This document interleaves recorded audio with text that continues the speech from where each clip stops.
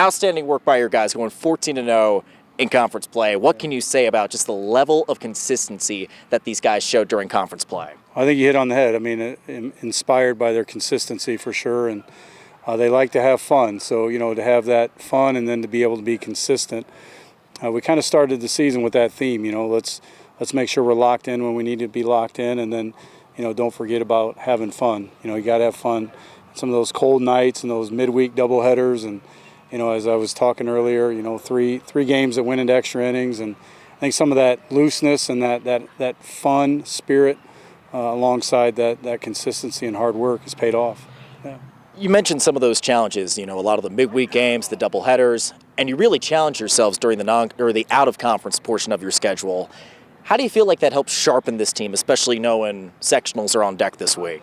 Yeah, I appreciate you saying. I mean, I think our conference obviously is always very, very challenging week in and week out, and then our non-conference arguably one of the toughest in the state, and done that way on purpose. We're blessed to have great opponents that are willing to play us and host us and things like that. So, to go to places like Carmel and go to Jasper and South Bend St. Joe and Mishawaka Marion and Ileana Christian, just to name a few. Hopefully putting these guys in situations that we're going to face now, in just a couple days with arguably one of the toughest sectionals in the state. So getting those guys in those moments, in those environments, as well as traveling a little bit, letting them build some unity. We feel like we've put a good process together, right, that now continues into the postseason. Knowing you've got a handful of seniors on your team, including Brayton Thomas, the IU signee, how have they led the way and really made sure they continue this winning culture here at Dwenger? Yeah, I think the five of them have led by example, and that's always important, as a coach. Just those are the guys that everybody leans on. They're always watching them. They're, what are they saying? What are they doing? How are they responding to adversity in particular? And, we couldn't have a better group of five young men led by Brayton. Owen's having an amazing season, and then, Michael Maddie and my son Xavier, and then Caden Brown, and they all have different roles, and they've embraced those roles, and that's another great example for our younger guys. Embrace the role, and when your name's called and you're asked to perform, go out there and do your best, and they've done that. Well, this is really what you play for. Yeah, Win or go home time, sectionals on the line.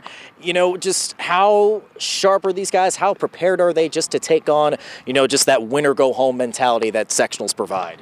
Yeah, we just talked about that on Saturday. I always kind of put in a military perspective. I said, our job is to kind of get you ready for the drop zone, and the drop zone's Wednesday night at 5:30, and we cut you guys loose. All the situations, all the expectations, the standards, how hard you play, how much you support one another. And I told them team unity is by far the number one, goal of our process throughout the preseason. I feel like they're in a good spot. They really do care about each other. Hence the hairdos and things like that today. They like to have fun together, and they spend time together, and I think that's crucial, especially in high school sports, that they care about each other, they're willing to fight for each other, they trust each other. So.